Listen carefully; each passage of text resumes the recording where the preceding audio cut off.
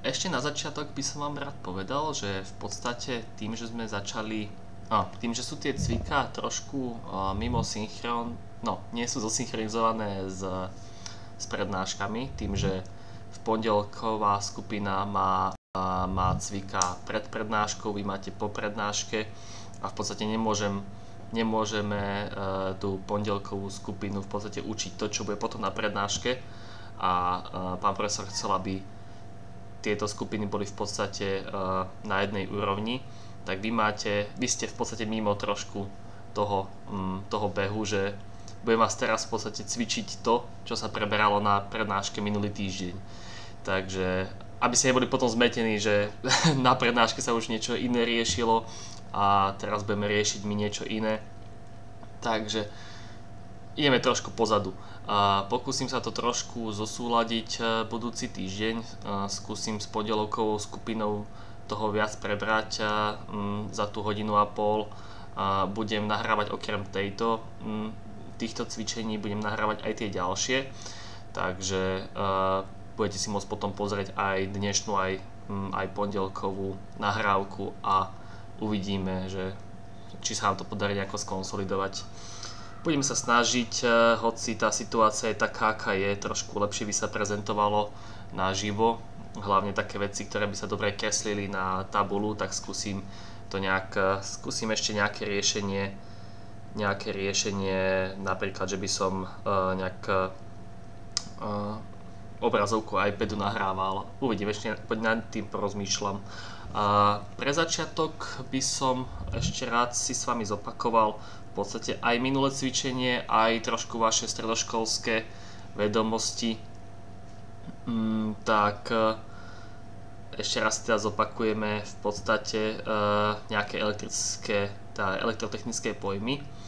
Tak budem rád, ak sa trošku zapojíte, budete odpovedať ideálne na každú otázku. Jeden z vás, keby odpovedal, bude to také trošku viac interaktívne, takým spôsobom skúsime to trošku nahradiť ten ľudský kontakt, ktorý nám teraz bude chýbať. Dobre, to je fajn, že ste stratení. Pokúsime sa fakt začať od základov, aj keby sme, dajme tomu, budúci týždeň.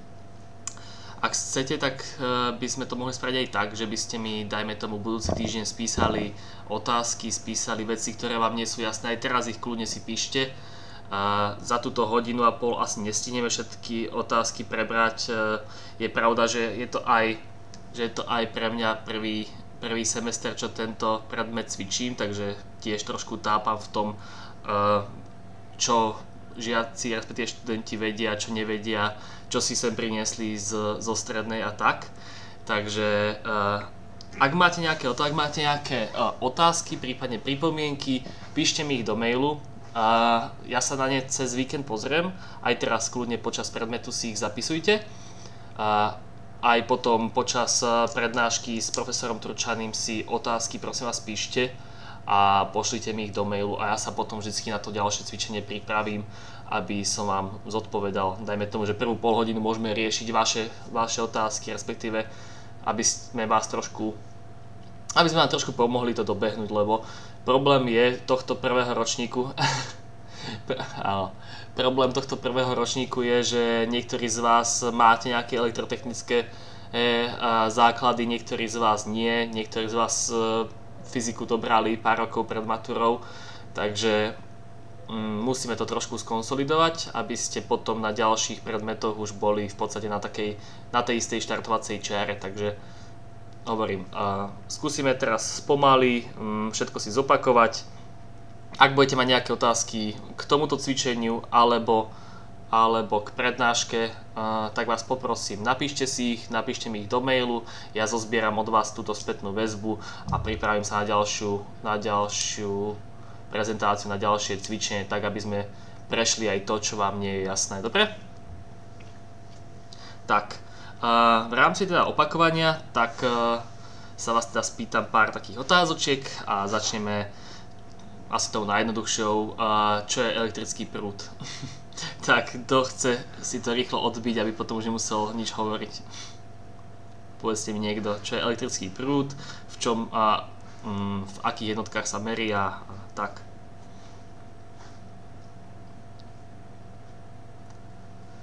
Skúste aj na mikrofón, keď tak, ak máte mikrofón.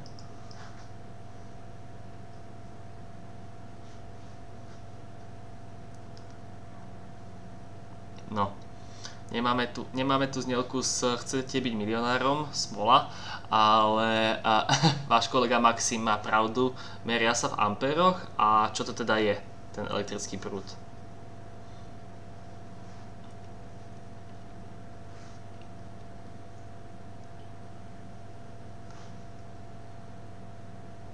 Niekto povie? Skúste niekto. Nikto tu nebol. Áno, usporiadaný pohyb elektrónov, zmena elektrická náboja. Hej, je to usporiadaný pohyb, ale nemusia to byť iba elektróny. Je to usporiadaný pohyb elektricky nabitých častíc. Áno, v pevných vodičoch sú to elektróny, ale napríklad v rôznych elektrolitoch, či už v batériách alebo v nejakom kvapalnom vodivom priestore, tak to môžu byť aj ióny, teda v tých elektrolitoch sú to ióny a sú to teda pozitívne a negatívne nabité ióny a to sú katióny a anióny. No a v polovodičoch, ktoré ste si spomínali aj na prednáške, tak tam sú to tiež pohyb elektrónov, ale existuje tam aj taká v podstate virtuálna vymyslená častica, ktorá sa nazýva diera, čo je v podstate chýbajúci elektrón v tom prostredí. Tak, teda, toto sme si povedali. Ďalšia otázka, čo je to napätie? Kto mi povie, čo je to napätie?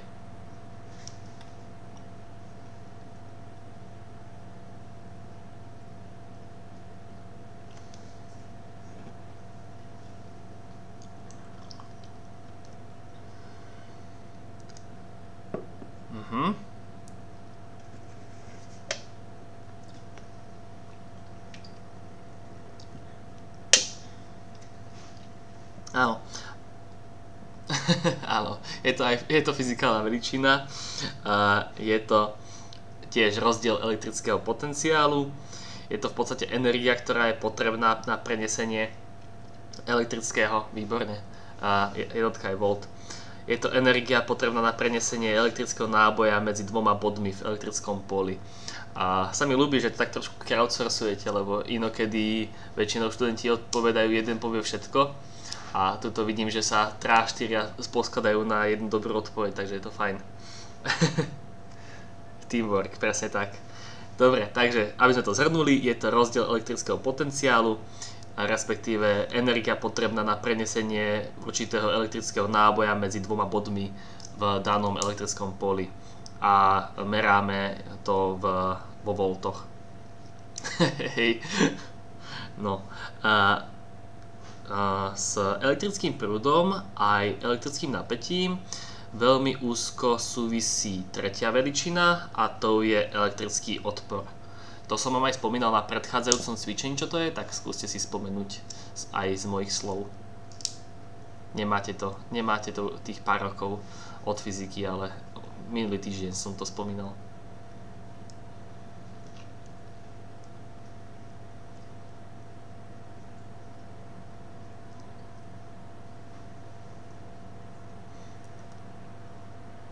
Áno, schopnosť prostredia brániť pohybu elektrického náboja a vyjadruje sa v akých časticiach? Vyjadruje sa v akých jednotkách? Áno, v ohmoch a ohmy sa zapisujú ako veľká omega, grécke písmeno omega. Vzhľadom na elektrický odpor pán profesor spomínal na prednáške aj istý fenomén, ktorý sa nazýva, respektíve vlastnosť materiálu, ktorá sa volá supravodivosť. Vie mi niekto povedať, čo to je? A prípadne kľudne fakt na mikrofón, ak chcete.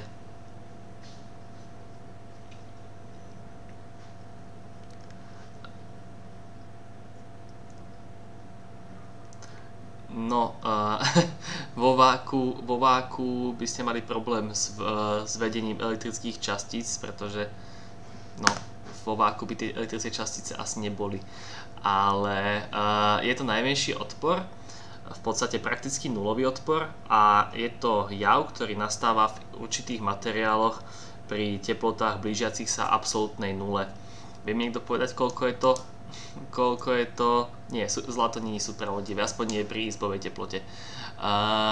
Vie mi niekto povedať, koľko je tá absolútna 0 stupňov Celzia, prípadne Kelvinov?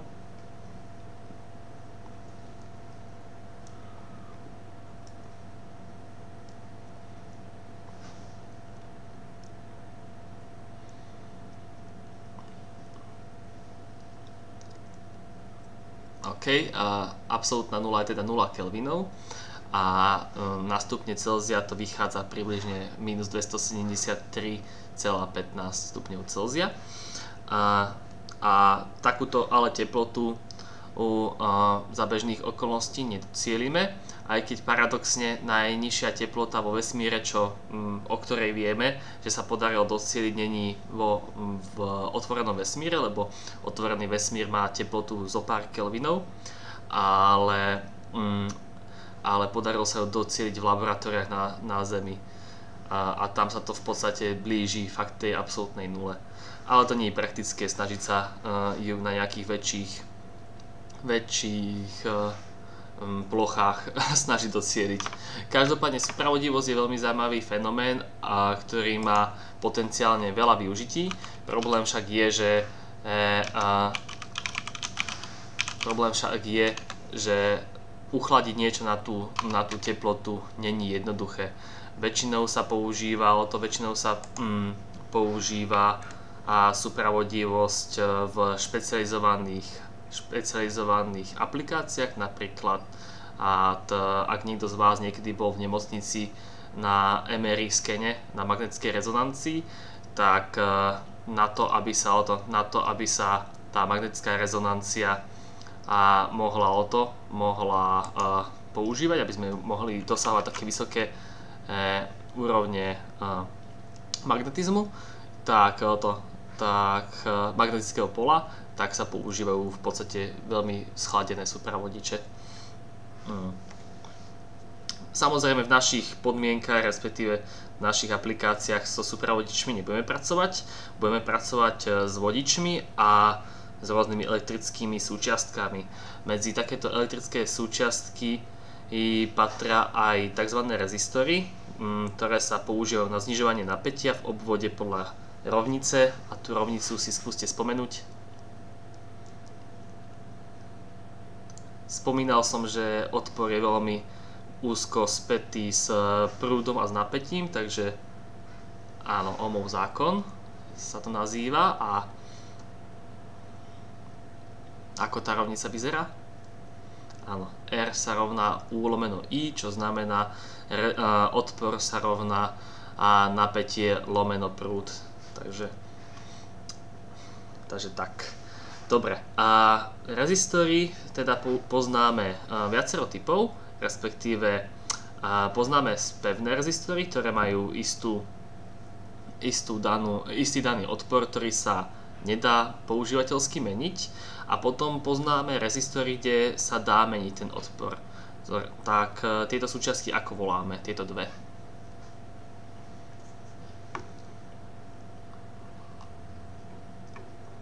Áno, potenciometer, to je jedna. A tá sa vyznačuje čím?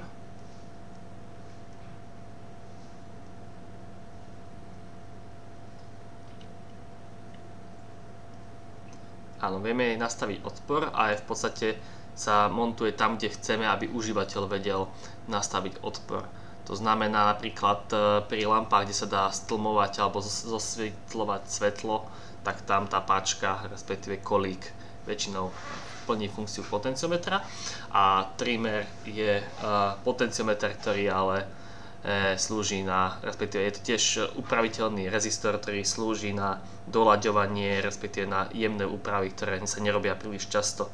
Väčšinou na starých televízoroch to bol v podstate taký šrobík, ktorý sa upravoval skrutkovačom. Dobre. A posledná taká základná súčiastka, o ktorej sme si aj minule rozprávali, tak sa volá kondenzátor, respektíve kapacitor. A tá slúži na čo?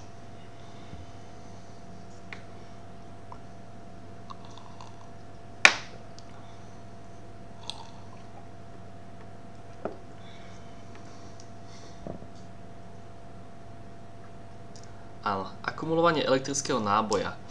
A to je z toho elektrického pohľadu, respektíve elektrotechnického.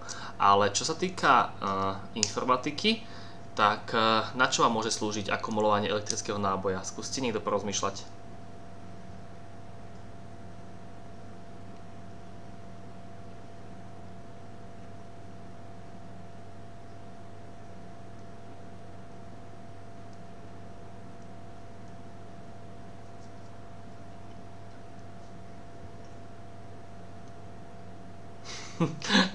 To ste len povedali iným slovom to isté. Áno, ale čo nám ten náboj dokáže reprezentovať?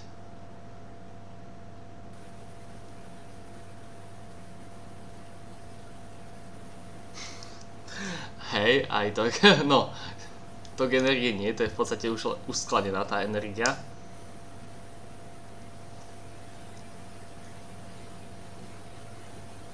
Dajme tomu,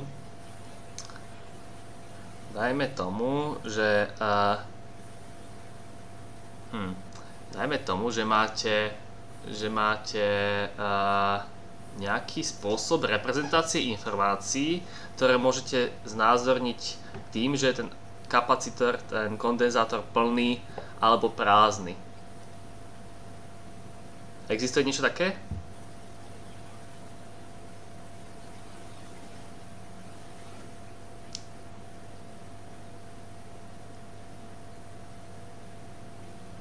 Existuje nejaký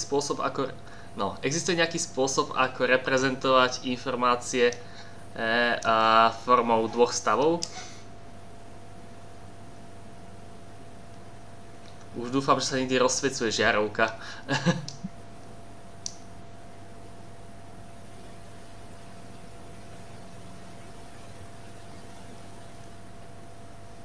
No, áno, vypnuté, zapnuté. Lebo vy keby ste chceli reprezentovať nejakú pamäť, nejaké uchovávanie informácií, tak ako by ste to spravili? No, asi by ste použili niečo, kde môžete ten náboj, ktorý by inak prechádzal tým obvodom, môžete ho niekde uschovať, pretože problém s tým nábojom je, respektíve s tým prúdom je, že ako náhle ho vypnete, tak o to okamžite prídete. Áno, je to v podstate podobné ako baterka, len ono, tým, že to je v podstate taký kalištek, do ktorého môžete uchovať ten náboj, tak môžete reprezentovať napríklad v pamäti RAM jednotky a nuly, čo sú teda bity, môžete reprezentovať tým, či je tá jednotlivá bunka plná alebo prázdna. Takže kapacitor, respektíve kondenzátor, môže okrem uskladnenia náboja v podstate takýmto spôsobom uskladňovať informácie. No. A veličina, ktorou tento kondenzátor popisujeme, sa nazýva kapacita a jednotkou je farad. Farad my ale nebudeme pracovať, pretože farady sú hrozne veľká jednotka. Väčšinou v takej tej našej logike sa používajú mikrofarady. Čo týka nejakého vzťahu, tak vzťah medzi kapacitou, nábojom a napätím je, že kapacita rovná sa náboj deleno napätie. A teraz si môžeme pozrieť, ja vám aj nazdielam svoju obrazovku, aby ste videli, čo vám chcem povedať. Tak, čo sa týka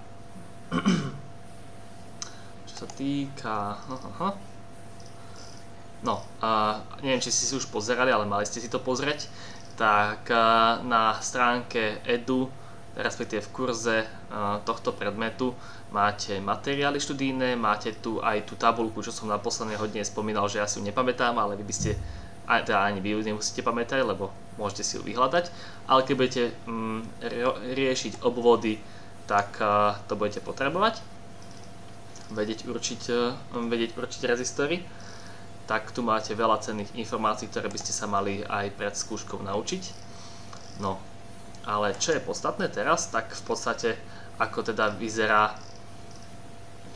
vyzerajú tie potenciometre, napríklad takto, a tie trimre, takto, vidíte, že sa to upravuje, že sa to neupravuje proste nejak jednoducho, ale potrebujete k tomu nejaký skrutkovač. A takto vyzerajú, respektíve takto funguje ten kapacitor, respektíve kondenzátor. Máte tu aj schematickú značku, kde máte nastaviteľný a pevný. Nastaviteľný ako pevný, len má takú šípočku. No a neviem, či máte všetci nastavený flash player ešte v prehľadači. Na niektorých systémoch je to trošku komplikovanejšie, lebo nie je to podporovaný plugin. Ale ešte do konca tohto roku by tieto animácie mali fungovať. Už sa to rieši, aby boli prerobené do HTML5. Ale keď sa na to pozrete, tak vidíte, že ten kapacitor v podstate sa nabíja tým prúdom. Chvíľku trvá, kým sa naplní a potom v podstate vypustí tú svoju tú svoju uschovanú energiu.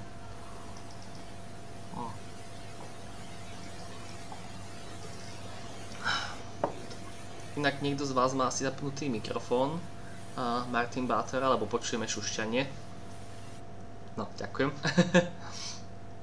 OK. Pardon, už som veľa rozprával. Ďalšie, čo by sme si mohli zopakovať, teda je elektromagnetická indukcia. Neviem, ako ste na tom tiež boli na fyzike, či ste sa hrali s cievkami a s magnetmi, predpokladám, že hej. Ale toto je veľmi dôležitý princíp, na ktorom je v podstate založená všetká generácia, všetko generovanie elektriny.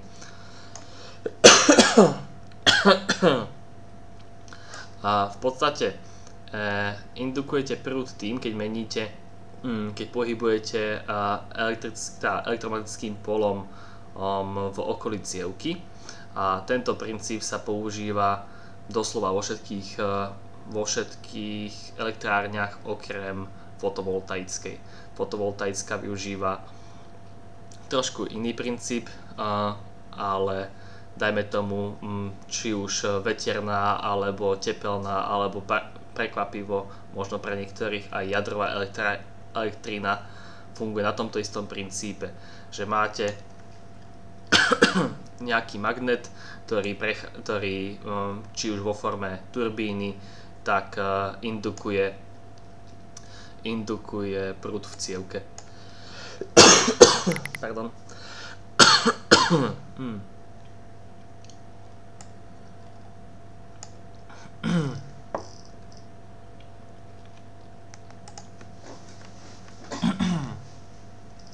Tak. A teraz si povieme ešte niečo o lineárnych impulzných obvodoch. Také tie základné obvody, viete, čo máte s týmto, so spínačom a žiarovkou, tak tie sa nazývajú teda lineárne impulzné obvody. Sú to lineárne preto, lebo ich táto charakteristika pardon lebo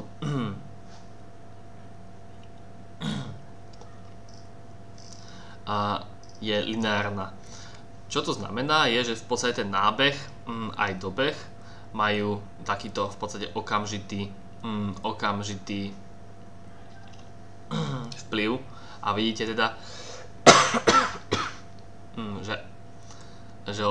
že sa tie úrovne menia automaticky. Dajme tomu, keby ste mali ten obvod so žiarovkou, ako si môžeme ukázať v multisime.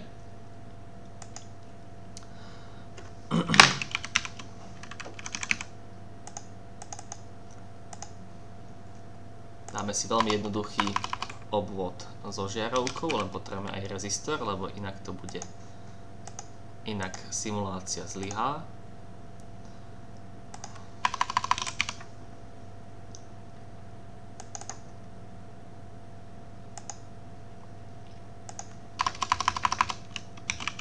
Dáme si virtuálnu lampu, lebo s ňou sa ľahšie pracuje. A dáme si ešte switch.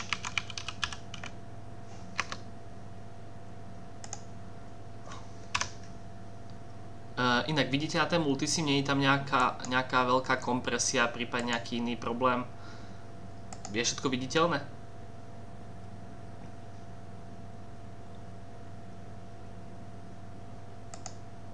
No, pre istotu skúsim ešte zaskrolovať, aby ste to videli lepšie. Hop.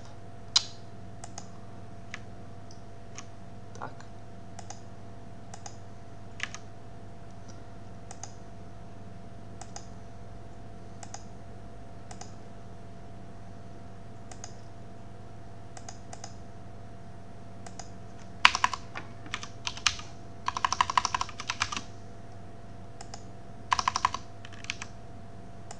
No. V podstate takýto typ obvodu nazývame teda lineárnym impulzným obvodom. Pri šťukaní bude mať ten signál, by mal, hopla, teraz nám prepadol, ale pri šťukaní by mal ten signál v podstate štvorcovú tú charakteristiku v grafe. Čo mi to je svieti?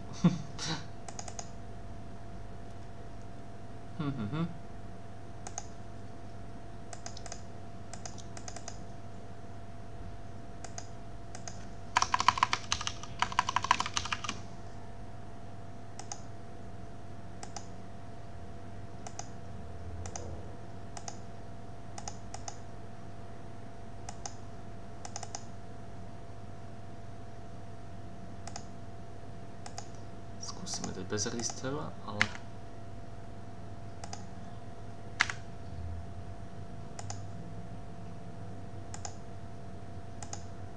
No, vidíme, že nám svieti.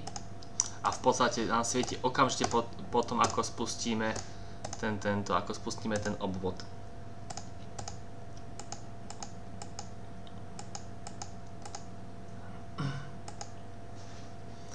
Toto sú teda tie najjednoduchšie typy obvodov. Samozrejme, takéto obvody nie sú úplne postačujúce a plno obvodov, s ktorými sa budete stretávať, má aj inú charakteristiku a či už je tam nejaké spomalenie, zrýchlenie, zoslabovanie toho signálu. Preto sa budeme baviť aj teraz o tzv. Derivačných obvodoch, respektíve derivačnom obvode RC. To je jeden takýto typ obvodu, ktorý nám v podstate realizuje alebo implementuje matematickú operáciu, ktorá sa nazýva derivácia. Videli ste ho aj v kurze. Je to tento RC preto, lebo je tam rezistor a kapacitor a je to v takejto konfigurácii takto zapojené. Tuto na týchto grafoch, respektíve na tomto grafe vidíme tú funkciu, to prvé, to U1, tak to nám reprezentuje ten vstupný signál, respektíve to vstupné napätie. Vidíme, že v momente, ak sme to spustili, tak automaticky to išlo hore na high, nejakú dobu ten high signál trval, potom sa to, dajme tomu, preplo na low, chvíľku nepretekal žiaden prúd, a potom zase high, išlo, low, nešlo. Prípadne dve úrovne prúdu. Takže táto prvá časť, prvý riadok v podstate, tak to nám predstavuje vstup, to napätie, ktoré je na vstupe. Tieto dva riadky, ako vidíte U2, tak tieto dva riadky predstavujú dva rôzne prípady toho výstupného signálu, výstupného napätia. Vidíme, že vyzerá inak. Nevyzerá tak štvorcovo ako to predchádzajúce a jedno z nich je výrazne odlišné a jedno z nich je podobnejšie. Problém toho, respektíve to, čo nám určuje, ako vyzerá ten signál, ako moc je pokrivený ten signál, tak to nám v podstate popisuje táto časová konštanta T, ktorá priamo závisí od odporu krát kapacity. A odpor nám v tých obvodoch slúži na to, aby sme mali menšie napätie. A toho sa nechceme úplne zbaviť, pretože potom by sme mali i tie logiky s obrovskými napätiami a to není úplne žiaduce. Taktiež nechceme znižovať kapacitu v tých obvodoch, pretože tá kapacita nám reprezentuje v podstate to, čo môžeme do tých obvodov uložiť. Takže to tiež nechceme úplne znížiť. Takže s tým T ako konštantou prakticky veľa spraviť nemôžeme. To T však tú krivku, ten signál kriví za nejaký istý čas. V podstate to, ako moc to pokriví, tak to je dané tým, o koľko menšie je to T oproti dĺžke toho samotného impulzu, tých jednotiek a nul, ktoré cez ten kábel posielame.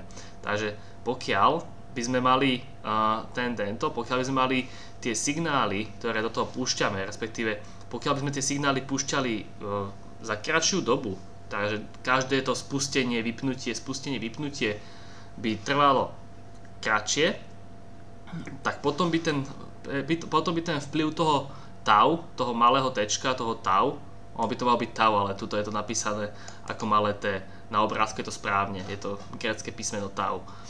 Tak potom ten vplyv toho tau menší a tá samotná krivka, respektíve ten samotný graf je bližší tomu vstupnému, tomu štvorcovému, čo je práve pre nás žiaduce. To je toľko k derivačným obvodom.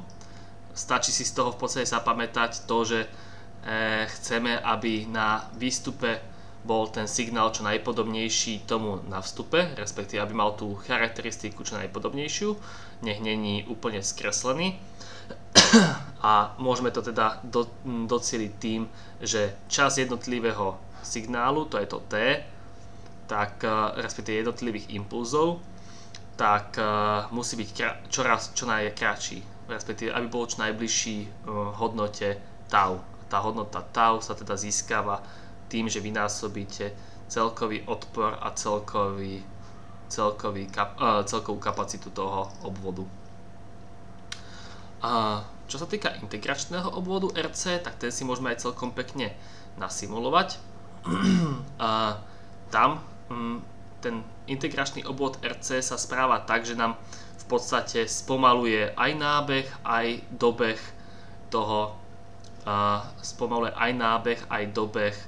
toho signálu. Takže vidíme, že keď máme na tom vstupe privedené vysoké napätie, respektíve tú vysokú hodnotu, tú high, tak vidíme, že nám chvíľku trvá, kým sa ten signál v podstate na výstupe dostane do tej hodnoty high. A podobne, keď už vypneme ten signál, respektíve ho privedieme tú úroveň toho napätia U1 na low, tak zase nám trvá nejakú dobu, kým ten signál znovu klesne. V podstate to môžeme teda nasimulovať. Nasimulujeme si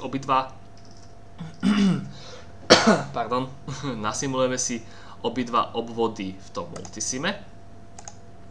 Skontrolujem si len OBS, či to zaznamenáva. Zdá sa, že áno. Dobre. Tak. A nasimulujeme si teda tie dva obvody v multisime. Začneme tým derivačným. Takže na to potrebujeme, aby sme si to mohli nasimulovať, aby som to nemusel prešťukávať ja sám, tak na to potrebujeme tzv. Word Generator, ktorý nám bude v podstate simulovať ten signál.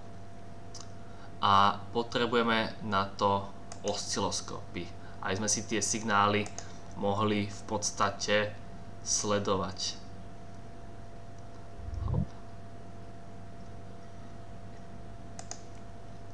Tak, zoberieme si sem dva osciloskopy a nakreslíme si v podstate v tom Multisime, prípadne v inej aplikácii, ktorú môžete použiť. Či už sú rôzne aplikácie aj na iOS, teda respektíve pohodlnejšie sa používajú na iPade. Prípadne, neviem, či som aj vám ukazoval minulý týždeň takú webovú aplikáciu. A keď tak ju potom dám po skončení tejto hodiny, ju dám do kurzu, aby ste si nemuseli inštalovať Multisim, prípadne ak bežíte na Linuxe podobne ako ja, tak aby ste nepotrebovali virtuálnu mašinu. Hopla, zoberme tadiaľ to, aby to bolo krajšie, uvidíte prečo. No, tak. Toto máme privedený 1, sem si privedieme rezistorček, takže dáme tam, že rezistor a kapacitor potrebujeme, takže potrebujeme jeden rezistor, jeden kapacitor.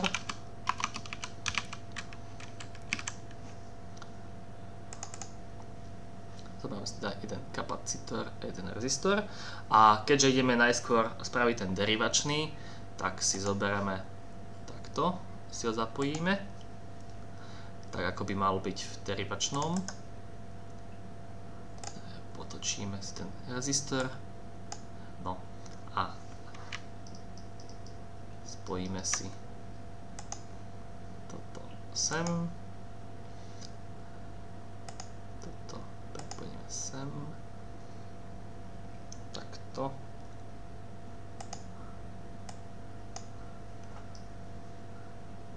Ten rezistor je pripojený sem.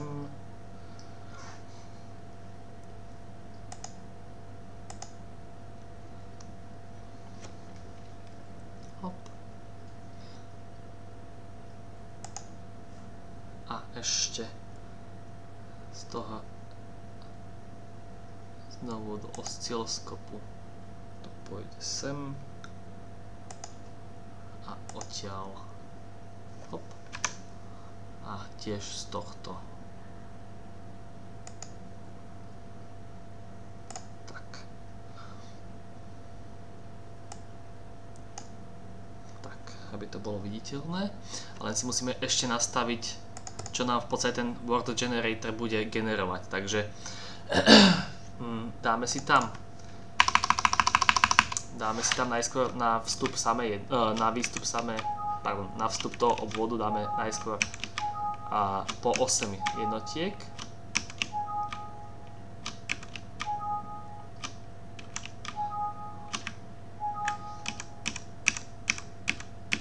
Áno, a 8 nul. Tak, a aby sa nám to cyklilo, aby sa nám ten signál opakoval, tak si nastavíme ako set final position, takže keď to bude ako cyklus, tak to bude robiť týchto 16 krokov a inak nič. Dobre, tak, teraz si to môžeme pustiť, ale najskôr si spustíme tieto osciloskopy, aby sme videli, čo to v podstate robí.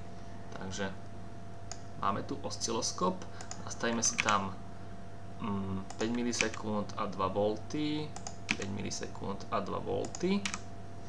Dobre, a pustíme si ten word generator. A teraz by sme mali vidieť na jednej strane ten štvorcový signál, to je ten vstup. Tu vidíme teda štvorcový signál so vstupom, toto posiela ten word generator. A tuto vidíme, podobne ako na tej prednáške, respektíve na prezentácii ste videli, tak tu vidíme ten už zderivovaný signál. No. A keď sa tu pohráme trošku s dĺžkou impulzu, tak skúsime tam dať 10 kHz, uvidíme, čo sa stane. Alebo 20. Hop. Viac mi to už nedovolí. Prípadne to crashlo. Skúsime. Ale vidíme, že ten oblúk už tam bol menší, vidíte? Vidíte na to dobre? Ten druhý osciloskop. Trošku spätnú väzbu. Vidíte na tento osciloskop? Dobre. Tak vidíte, že tam už, ako sme popisovali v tom Ako sme popisovali v tej prezentácii, tak vidíme, že ten osciloskop, na tom osciloskope vidíme, že tá krivka síce klesá, ale už to nie je taký oblúk, ako keď sme tam mali nastavený ten dlhý, respektíve mali sme nastavenú nízku frekvenciu 1 kHz, čo znamená, že ten signál trval dlho. Tak keď sme tam zvýšili tú frekvenciu na 40 kHz, 40 krát sme ten signál skrátili, tak vidíme, že sa tá charakteristika zmenila toho signálu. V podstate sme to uťali skôr, ako sa to stihlo hen tak vyhľadiť. Dobre, tak. To máme teda ukázaný ten derivačný obvod a skúsime teda ešte ten integračný obvod. Ten integračný je veľmi jednoduchý, len nahradíme... Aha, pardon, ja som to spravil chybu. Ja som spravil chybu v tom, že som tu dal 1 mikrofarad a mal tam byť 10 mikrofaradov. Skúsime si teraz pozrieť ešte rýchlo raz tú simuláciu. Aha, takto. A znížime to zase na 1 tento. Na 1 kHz a spustíme.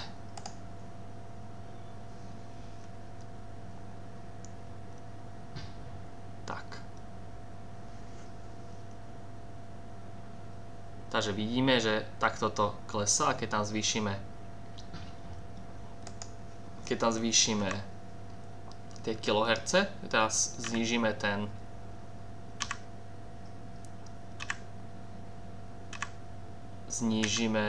dĺžku toho signálu, tak vidíme, že sa nám čoraz bližšie blíži ten signál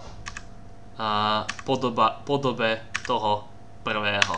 V podstate, keď to zvýšime dostatočne vysoko, tak v podstate nevidíme rozdiel medzi vstupným voľným okom a výstupným signálom. Keď však predĺžime ten signál, tak vidíme, že sa to... Keby sme predĺžili ten signál na, dajme tomu 0,5 kHz, 500 Hz, tak vidíme, že ten signál úplne stratí, kým znovu príde ďalší. Vidíte? Dá sa s tým celkom pekne pohrať a je to potom pochopiteľnejšie tie vlastnosti tých obvodov, keď si to takto zvizualizujete. Tak, toto teda bol ten derivačný obvod a teraz si spravíme teda ten integračný obvod. To spravíme tak, že si túto časť, toto si odmažeme.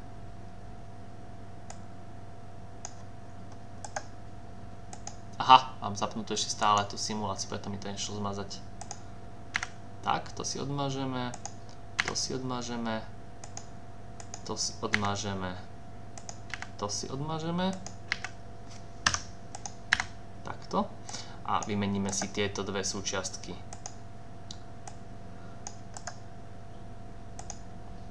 Takto.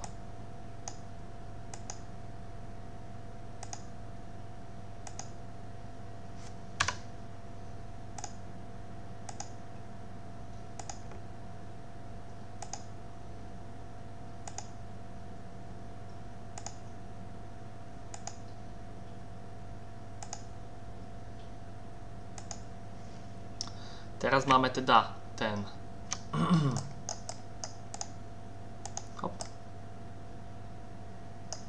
Teraz máme teda zapojený ten integračný obvod a tam nastavíme zase 1 kHz.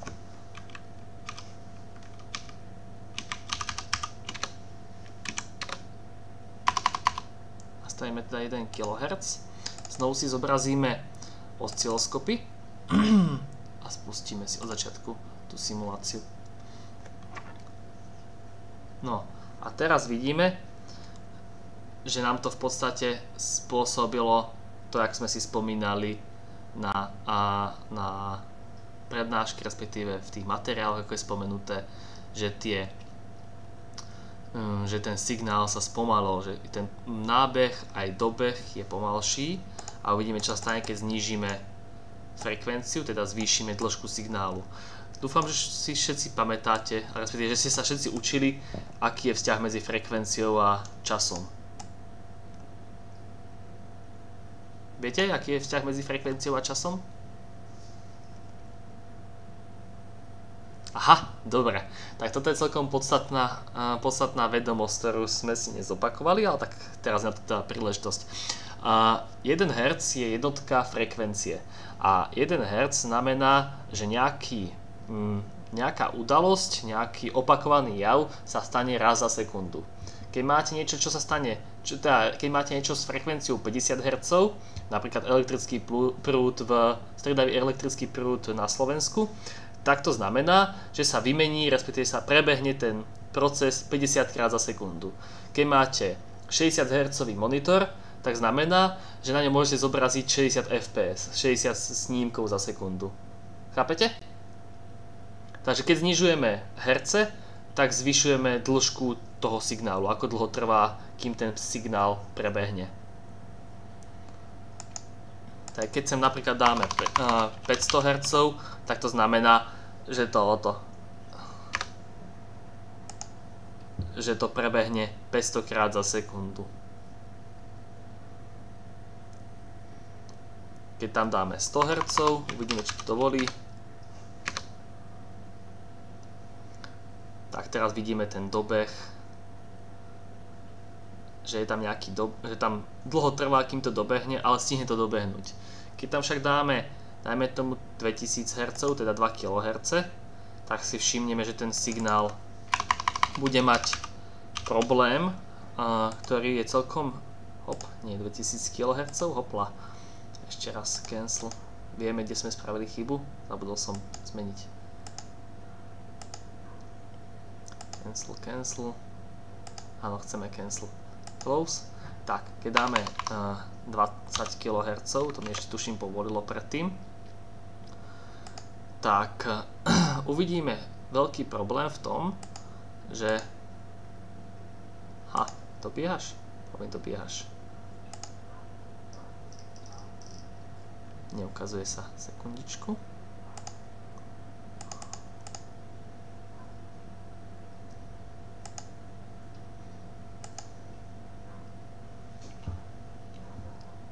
Aha, dobre, to som príliš som to skrátil. Skúsime tu dať nižší, áno, tu máme na 2 milisekundy. Vidíme, že to napätie na výstupe nikdy nedosiahne to low, lebo mu tak dlho trvá, kým sa v podstate spamätá, že to nestíha. Takže celý tento vstupný signál je úplne zhužvaný, pretože na toľkoto vstupov sa nestihol dostať proste do lowu na výstupe. To je dosť veľký problém, ktorý môžeme mať v elektrických obvodoch a je spôsobovaný parazitickou kapacitou. To znamená, že takto my to nezapájame sami do tých integrovaných obvodov, tak ako to vidíme na tejto schéme, prípadne na tej prednáške. Tak tento obvod, ktorý tu vidíme, tak túto schému my tam v podstate sami ručne nedávame. My tie vodiče takto nespájame. Oni sa v podstate vytvárajú spontánne, tieto integračné obvody, tým, že sú tie elektrické súčiastky tak blízko na seba natlačené a tým, že v podstate aj tie súčiastky majú nejakú kapacitu. Takže toto je v podstate nežiaducí jav, ktorý sa nám sám vytvára. A zase môžeme tomu zabraňovať tým, že tie časové konštanty dostaneme dostatočne nízko. To by teda bolo k derivačným a integračným obvodom. A teraz si ešte povieme niečo o polovodičoch. O polovodičoch sa toho dá povedať veľa, ale my nebudeme prechádzať celou tou prezentáciou, respektíve celou touto lekciou, pretože to si môžete kedykoľvek prečítať a nie je to až také v podstate, nie je tam moc čo vysvetľovať na cvičení. Treba si to prečítať, je tam veľa hutného textu, je to v podstate teória, ako polovodiče fungujú. Čo je podstatné vedieť v praxi je, že poznáme, respektíve, že polovodiče same o sebe, napríklad kremík, oni nemajú dostatok voľných elektrónov na to, aby dobre viedli prúd. Takže sám o sebe nejaký kremík je nám viac menej zbytočný. A čo sa týka elektroniky, respektíve elektrotechniky. Na to, aby polovodič sa stal vodičom, respektíve aby získal vodivé vlastnosti, tak musíme s ním niečo spraviť. Či už mu musíme dodať dostatok energie, aby sa v podstate elektróny uvoľnili zo svojich väzieb, a takže ich excitujeme a stanú sa z nich voľné elektróny, alebo môžeme to spraviť procesom, ktorý sa nazýva dotovanie. Dotovanie polovodiča to je v podstate vnášanie prímesí alebo nečistôt do jeho kryštalickej mriežky. Takže keď máte nejaký polovodič, napríklad kremík, ktorý má 4 valenčné elektróny, 4 valenčné elektróny je stav, ktorý je stabilný a v podstate sám o sebe by neuvoľňoval elektróny, tak keď mu tam dáte nejakú prímes, ktorá má buď menej alebo viac valečných elektrónov, tak buď ukradne tá prímes s tým nižším počtom valenčných elektrónov jeden elektrón tomu kremíku, vtedy sa volá, že tá prímes je akceptor, alebo tá prímes donesie voľné elektróny sama o sebe do toho kremíku. Vtedy sa tá prímes nazýva donor. Akceptor preto, lebo prijíma valenčné elektróny, a donor preto, lebo daruje voľné elektróny. No a vidíme tu teda rozdelenie na P a N polovodiče. P-typ polovodičov sú tie polovodiče, kde sme pridali akceptor, to znamená, že je tam menej elektrónov, ako by malo byť, a tým sa vytvoria tzv. Diery. Alebo máme tu ešte N-typ polovodiču, kde prímes priniesla ďalšie elektróny do materiálu a teda tam vznikli voľné elektróny, ktoré môžu viesť prúd. A je veľmi dobré video, ktoré si môžeme k tomu pozrieť. Je na YouTube a je aj v kurze. Takže keď si ho pozrete, respektíve pridám ho aj teraz sem do skupiny, respektíve tuto do chatu ho pridám, tak si ho pozrieme spoločne s tým, že budem ho zastavovať a budem to trošku komentovať, aby z toho mali aj študenti, ktorí nevedia úplne po anglicky, ak tu takí sú, tak pre nich to budem trošku komentovať. Môže byť? Tak. Toto je dôležité, áno, máte pravdu, že toto je dôležité, pretože kto nebude vedieť tranzistor na skúške, tak sa nemusí učiť ani nič iné, lebo mu to nepomôže. Tranzistor je fakt otázka. Nevedieť po anglicky, no. Hej. Revolutionized human civilization like no other technology.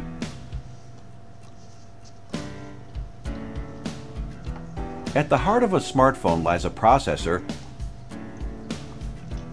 and this processor holds about 2 billion transistors. What do these incredibly tiny devices do? How do they work? Transistors can act like a switch with no moving parts. They can amplify a weak signal. In fact, amplification is the basic function of... Ako spomína rozprávač toho videa, tak tranzistory sú základom modernej techniky a okrem iného môžu slúžiť ako zosilovače signálu alebo ako prepínače. Za chvíľku si ukážeme, respektíve za chvíľku to video ukáže, na akom princípe teda tie tranzistory fungujú. Of a transistor. First, let's understand the basis of transistors. We will come back to the application part later. Transistors are made of semiconductors such as silicon. Each silicon atom is bonded with 4 neighboring silicon atoms. Silicon has 4 electrons in its valence shell. Let's replace this silicon atom with a 4-handed smiley. Each hand holds 1 electron. Each one of these electrons goes for sharing with a neighboring silicon atom. This is known as a covalent bond. Currently, the electrons are in their valence band. If the pure silicon has to conduct electricity, the electrons have to absorb some energy and become free electrons. Thus, the pure silicon will have a low electrical conductivity. A technique called doping is used to improve the conductivity of semiconductors. For example, say you inject phosphorus with 5 valence electrons. Here, 1 electron will be free to move in the system. This is known as N-type doping. No, vidíte, v tomto prípade toho N-type dopingu, tak sme tam pridali látku, ktorá dodala nejaký voľný elektrón navyše. And if you inject boron with 3 valence electrons, there will be a vacant position for an electron. This vacant position is known as a hole, and a neighboring electron can fill this hole at any time. This electron movement is visualized as holes moving in opposite direction. We call this p-type doping. If you dope a silicon wafer in the following manner, a transistor is born. But if you really want to understand how a transistor works, we have to get a clear idea of what happens at the electron level of a more basic component, a diode. A diode is formed when you dope one part of silicon as a p-type and the other part as an n-type. Something very interesting happens at the boundary of the N and P joint. The abundant electrons on the N side will have a natural tendency to migrate to the holes that are available on the P side. This will make the P side boundary slightly negatively charged and the N side slightly positively charged. The resulting electric field will oppose any further natural migration of the electrons. If you apply an external power source across the diode as shown, the power source will attract the electrons and holes. Electricity flow is impossible in this case. However, if you reverse the power connection, the situation is quite different. Assume that the power source has enough voltage to overcome the potential barrier. You can immediately see that the electrons will be pushed away by the negative terminal. When the electrons cross the potential barrier, they will be drained of energy and will easily occupy the holes in the P region. But due to the attraction of the positive terminal, these electrons can now jump to the holes nearby in the P region and flow through the external circuit. This is known as the forward biasing of a diode.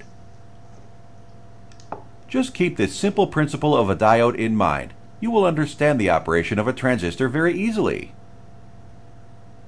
No, toto je teda podstatné pre fungovanie nielen tranzistorov, ale aj diód, že dióda má v podstate dve časti. Jedna časť je ten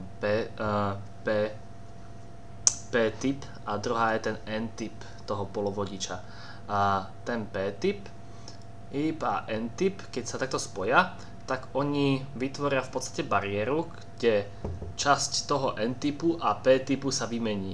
Takže na tom, kde sa tieto dva typy stretajú, tak sa ich vlastnosti prehodia a v podstate fungujú ako taký múrik medzi tými dvoma materiálami, medzi tými dvoma nečistotami, medzi tými dvoma polovicami tej diódy. A preto, ako tam aj ukazovať na tej animácii, keď nesprávne, respektíve v opačnom smere zapojíte zdroj napätia na tú diódu, tak keď ho zapojíte tak, že kladná časť, respektíve kladná elektróda smeruje k negatívnej časti diódy, tak sa tie voľné elektróny sa zhluknú a budú sa tlačiť smerom k tej katóde tej batérie a naopak tie diery v úvodzovkách, lebo tie diery sa nehýbu, oni sú v podstate len opačný pohyb elektrónov, tak tie diery sa zase zhluknú smerom k tomu negatívnemu terminálu, k tej anóde tej batérie. Musíte to obrátiť, aby v podstate ten prúd mohol prechádzať. A tá bariéra sama o sebe, ona má nejaký vlastný odpor a v podstate na prekonanie toho odporu potrebujete isté napätie. Napríklad v prípade tejto animácie tam bolo znázornené, že potrebujete 0,7 V priviesť, aby vôbec mohol začať prechádzať ten elektrický prúd.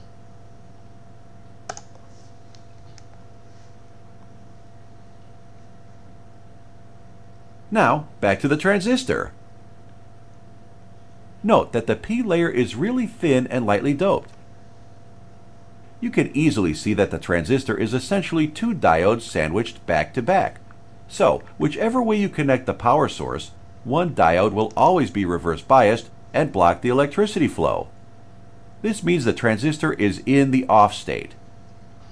No, a pri tom tranzistore sa využíva ten efekt, že keď spojíte v podstate dve diody proti sebe, NP a PN vrstvy, tak v podstate vytvoríte ako keby takú konšteláciu, kde nech zapojíte ten zdroj napätia akúkoľvek, tak vždycky bude jedna polovica toho tranzistora v tom uzavretom smere.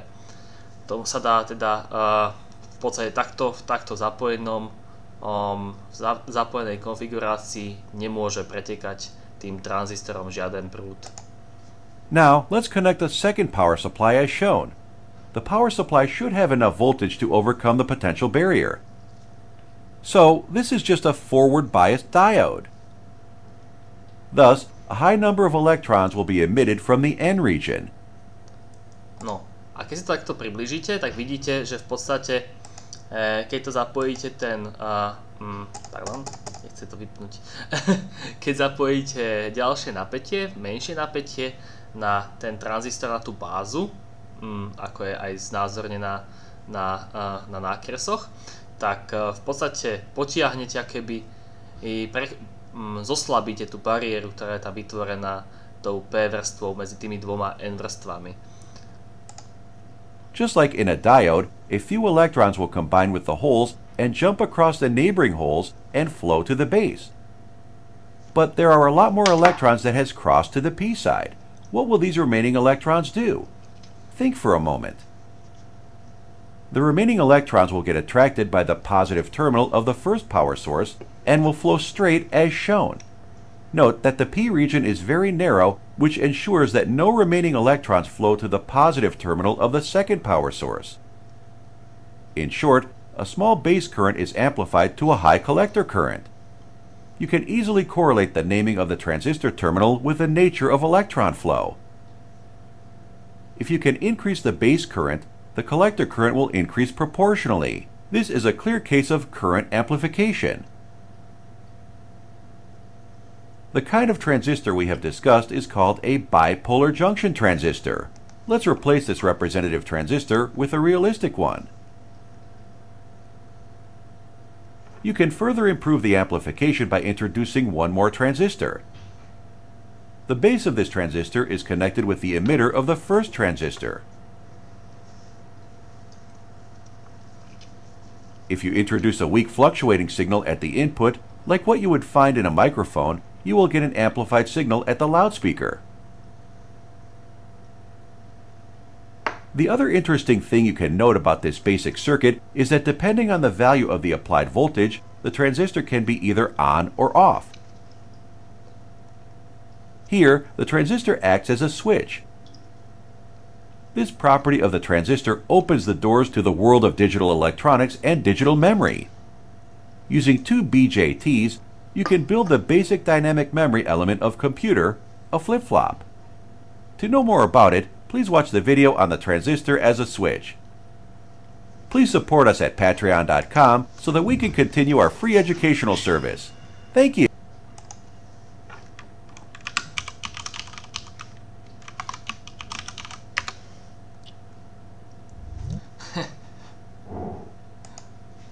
Pardon, môj omylom som šťukol na zavretie okna miesto videa.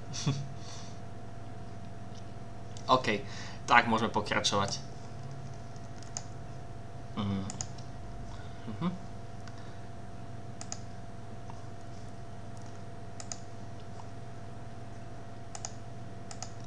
Takto. Tak. Teda, dúfam, že to video vám pomohlo trošku lepšie pochopiť diódy a možno aj tranzistory. V podstate tie veci ako typy polovodičových diód si viete naštudovať aj sami. A tu možno uvidíte to, že v podstate tie diódy spôsobujú, že ten prechod toho prúdu má isté odneskorenie, lebo je tam potrebné priviesť nejaké napätie, aby sa tá bariéra prelomila.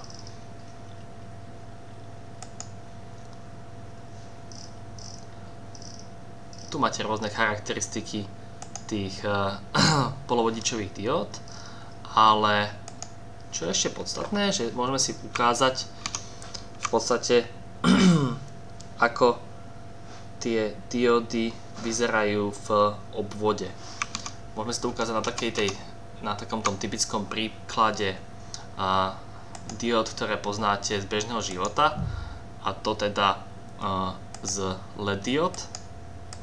Aj keď vtipné, lebo keď hovoria ľudia, že LED diódy, tak v podstate hovoria dvakrát dióda, lebo LED je skratka pre diódu, ktorá emituje svetlo. No. Vypneme si túto simuláciu. Spravíme si zase jednoduchý obvodík. Dáme tam 5 V, dáme tam jednoduchý DC power.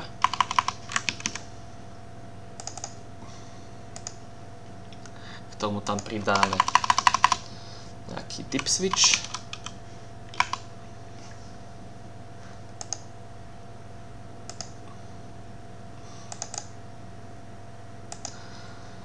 Ešte nejaký rezistor, lebo inak nám to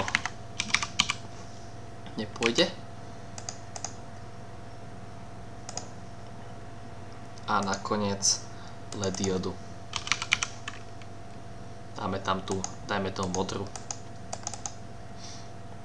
OK. No. A tú modrú tam dáme dvakrát, lebo si ukážeme ju v obidvoch smeroch. Si dáme do paralelného zapojenia. Nech to máme trošku zaujímavejšie.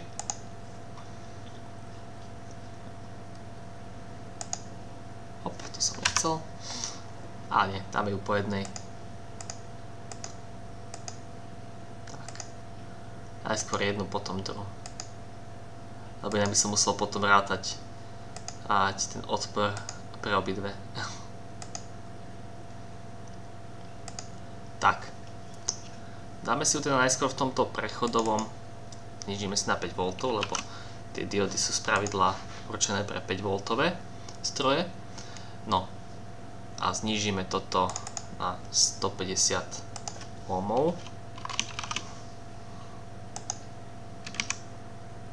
No, pozrieme si vlastnosti tej diody. Vidíme, spotrebováva 5 mA a maximálny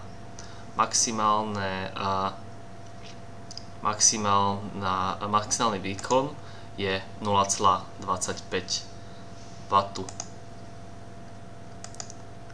To je dôležité preto, aby sme vedeli, že koľko tam máme dávať tých ohmov na tom rezistore. Tak, vidíte, že teraz, keď je zapojená, tak svieti.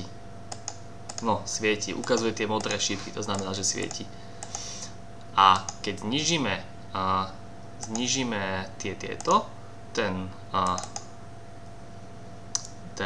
odpor, keď ho dáme, dajme tomu na 50 ohmov, tak čo sa nám stane? Kto mi povie, kto bude predpovedať? Skúste niekto z vás predpovedať, čo sa stane s tou diodou.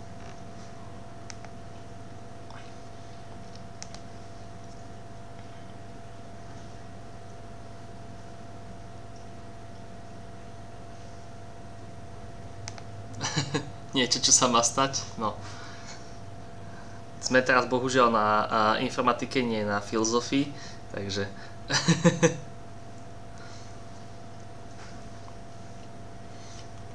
No. Stane sa jednoducho to, že ona nám po chvíľke vyhorí. Aj keď tu sa nám asi neukáže. Mala by vyhoreť, hej. Pretože mala by dostávať príliš veľa prúdu a mala by prasknúť. No, každopádne, keď takúto diodu odstránime teda a dáme ju tam v zavretom smere, v podstate v protismere, tak čo sa nám stane s ňou?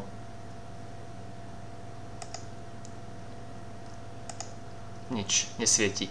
Nesvieti, pretože v tomto smere, pokiaľ do nej neprivedieme fakt veľa voltov, tak neprepúšťa žiaden prúd. Vidíme, že tu, aby sme prelomili tú bariéru v opačnom smere, tak tam musíme narvať 60 V. Keď tam dáme tých 60 V, tuto, dáme tomu, alebo dáme tam viac ako 60 V, dáme tam 70 V, tak čo sa nám stane? Stane sa nám to, že tá dioda praskne. Tá dioda praskne, ale nepraskne tak, že by nám odstránila, však keď uvidíme, nepraskne tak, že by nám odstránila že by nám spálila ten obvod a ten potom neprepúšťal žiaden prúd, ale odpáli sa tak, že v podstate cez ňu bude pretekať prúd neobmedzene. Keď si to skúsime na nejakej žiarovke, zase lampu použijeme, aj keď, prečo tam nie je virtuálna? Skúsime dať všetky, takto je, alebo chceme virtuálne lampy sú lepšie ako tie existujúce. Keď tam dáme virtuálnu lampu, takto, hop, a spojíme si to, tak ona, takto.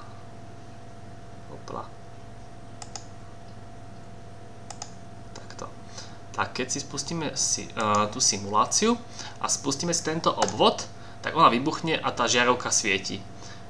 To, že tá žiarovka svieti, nie je moc úplne pre nás pozitívne, pretože to znamená, že v podstate, keby tam nebol tento rezistor, ktorý tiež odpálil sa, tak by nám to spôsobovalo v podstate skrat, lebo tá žiarovka tam v tom pôvodnom obvode nebola, teoreticky by tam boli nejaké iné súčiastky a tým, jak tá dioda vybuchla, tak v podstate to znamená, že sme tam dali podstatne viac napätia, ako ten obvod s tým rátal. Takže napríklad si to môžete predstaviť, že buchol blesk do počítača. Takže tak. Toľko k diodám zatiaľ.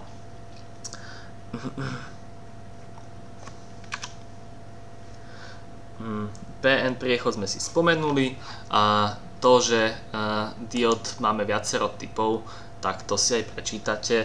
Ja len ešte spomeniem, že teda poznáme napríklad usmerňovacie diody, to sú teda rozdelenie diod podľa využitia. Tie využívajú nesymetrickú vodivosť PN priechodu alebo Schottkyho kontakt, to je keď sa dotýka polovodič s kovom a usmerňujú striedavý prúd. Ďalej poznáme tzv. Spínacie diody, to sú diody, ktoré sú zhotovené na spínacie účely. Schottkyho diodu, ktorá v podstate využíva ten Schottkyho kontakt a má dobré dynamické a statické vlastnosti. Táto dioda sa okrem iného používa v konštrukcii tranzistorov, pretože veľmi rýchlo sa dokáže spínať a teda zvyšuje spínajúcu rýchlosť tranzistorov. Ďalší typ diódy sú Zenerové diódy. To je špeciálny typ diódy, ktorá umožňuje spätný tok prúdu pri dosiahnutí tzv. Zenerovho napätia. Tá teda nepraskne, ale v podstate slúži ako taký prepäťová ochrana Je to základ mnohých elektrických obvodov a chráni teda obvody pred prepetím, hlavne teda elektrostatickým šokom. A veľmi podstatná dióda je fotodióda, teda podstatný typ diódy je fotodióda. Tá neslúži ako LED tá LED dióda na emitovanie svetla, ale práve naopak.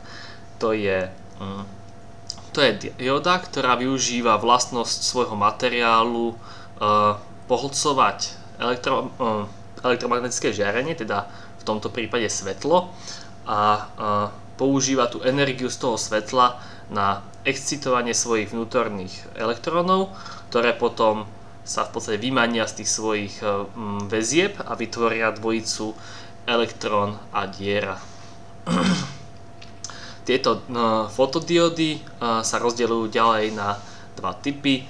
Jeden typ je teda hradlová fotodióda. Tá sa používa okrem iného vo fotoelektrických článkoch, takže na generovanie elektriny. To je teda ten typ elektrárne, ktorý nevyužíva tú elektromagnetickú indukciu. A ďalej ešte teda odporová fotodióda, ktorá sa používa na zaznamenávanie modulovaného svetla. Tu teda nájdete v rôznych meračoch, detektoroch a tak ďalej. A myslím si, že tým sme sa teda dostali k záveru tohto cvičenia. Ak by ste teda mali ešte nejaké organizačné otázky alebo iné otázky, ktoré by ste chceli prebrať, tak teraz je na ne čas. Môžeme si prípadne ešte niečo zopakovať, ak si pamätáte tie AND a OR obvody, ktoré sme spomínali na minulej hodine.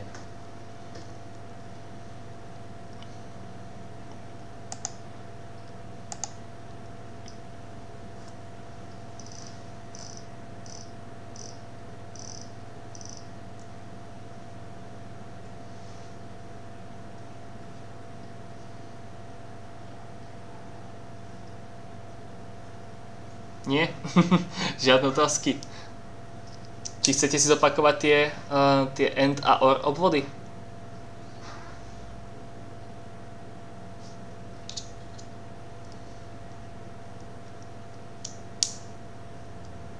Dobre. No, ale nechám to na vás, lebo teda ja len nakreslím tie obvody a vy budete hlasovať, že ktorý je ktorý. Dobre? A prípadne si ešte doplníme pravdivostnú tabuľku k tomu.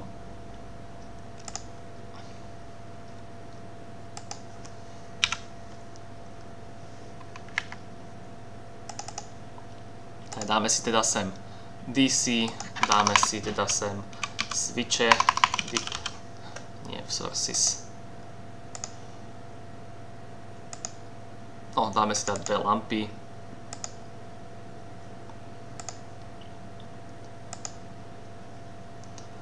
Dáme si ešte jeden DC.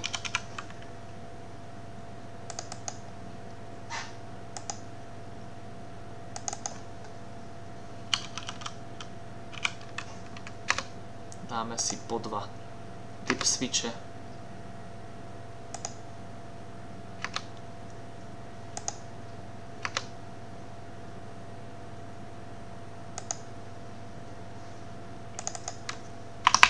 A potrebujeme tam rezistor, lebo inak nám neprežije simulácia.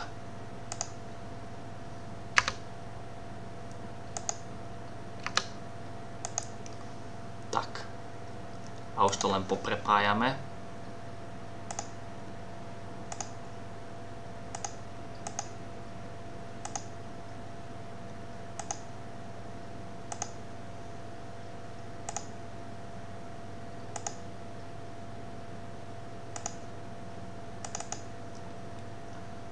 Tu si nastavíme 100 ohmov.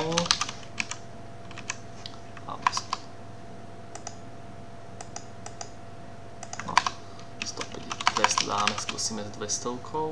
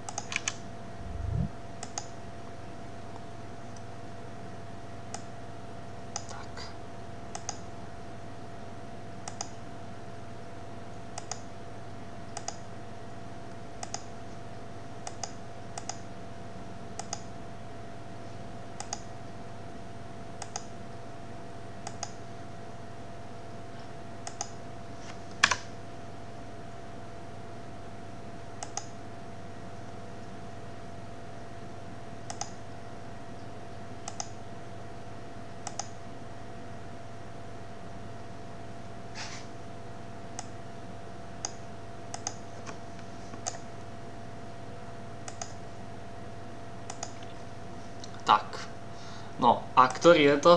Áno, naľavo je AND a napravo je OR. A teraz mi skúste ešte vysvetliť prečo.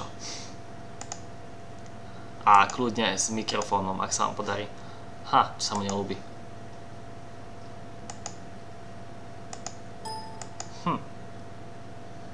Toto je čudné. No. Každopádne malo by to fungovať, ale nefunguje.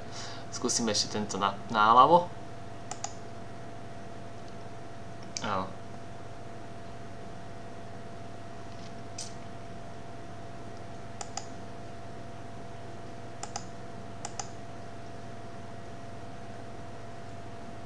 Vyhoreli skôr ako to. Ako zasvietila žiarovka.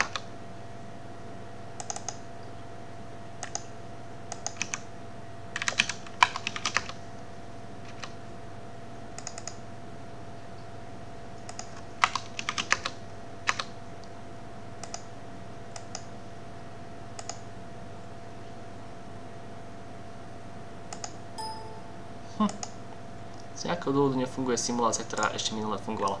Nevadí.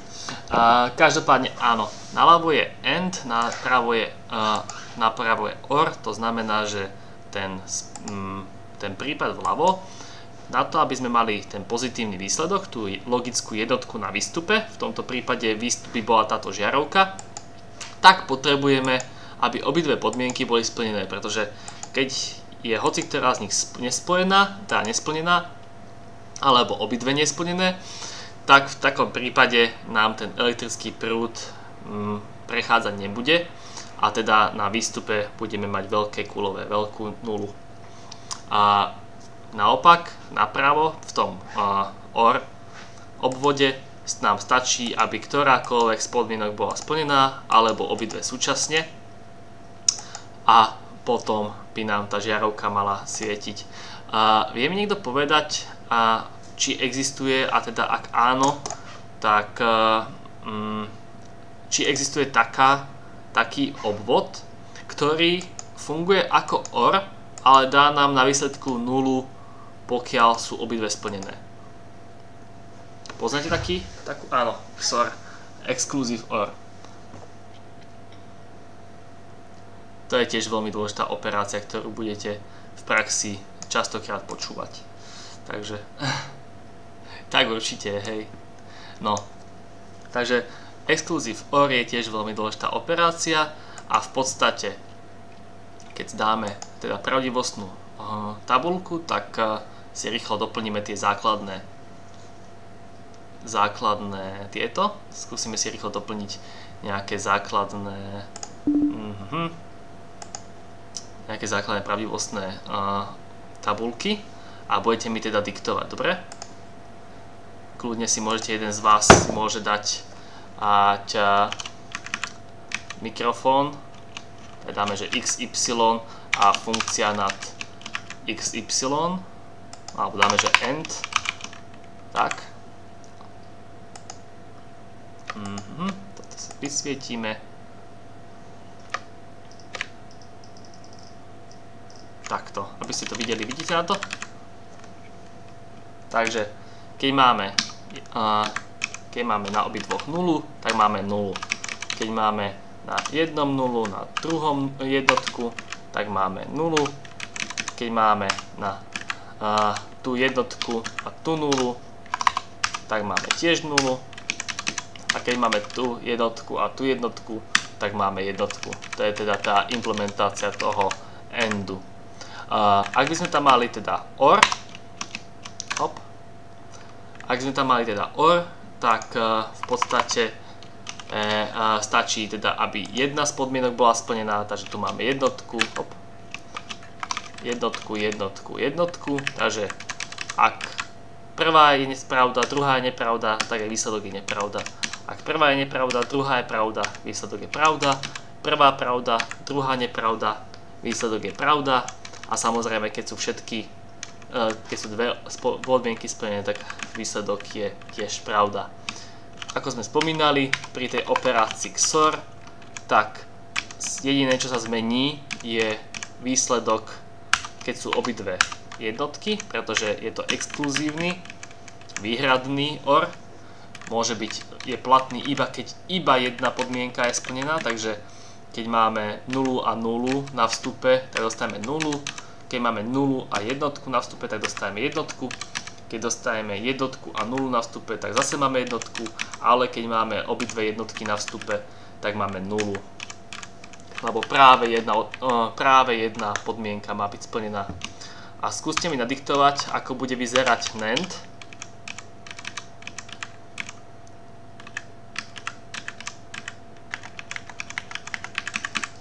To bude čo, keď je NAND?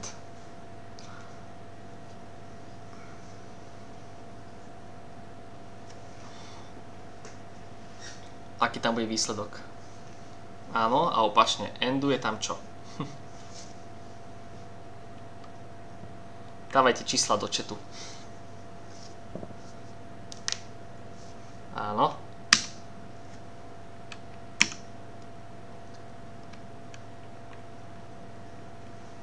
Hej, máte pravdu. Je to v podstate presne obrátený AND. Lebo je to v podstate AND, kde dáte za tým hneď negáciu. A NOR, keď tam bude, tak ako bude vyzerať.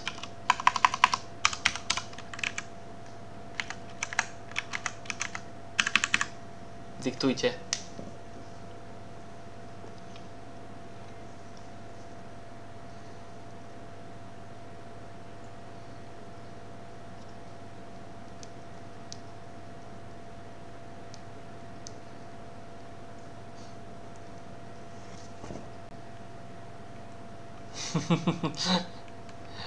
No, OR vyzerá ako? OR vyzerá takže 0, 1, 1, 1. Tak, NOR k tomu bude vyzerať 1, 0, 0, 0. Presne tak. No, a ak by ste mali niekto nejaký nápad, pretože na týchto cvičeniach by sme mali trošku spoločne aj rátať takéto veci, trošku sa zaoberať týmito pravdivostnými tabulkami a podobne, tak ak by ste mali niekto z vás nejaký nápad alebo poznali nejaký kolaboratívny software, kde by sme mohli spolu, dajme tomu nejakú tabulu mať virtuálnu, prípadne nejaký takýto tabulkový, online tabulkový program. Nechce sa mi moc používať Google Sheets, lebo neviem ako to pôjde, keď tam budeme 18, prípadne ak by sme spravili jeden pre celý kurz, tak potom 100 ľudí by tam bolo. Niečo také viac používateľsky privetivé by bolo fajn. Proste niečo, aby sme mohli vyplňavať takéto tabulky, prípadne spoločne do niečoho kresliť. Ak by vás napadlo, tak mi napíšte do mailu. Môj mail predsa poznáte, michal.kohutek@ukf.sk, a teda ak budete mať nejaký nápad na zlepšovák, tak ma to poteší a pomôže aj mne, aj vám všetkým dokopy.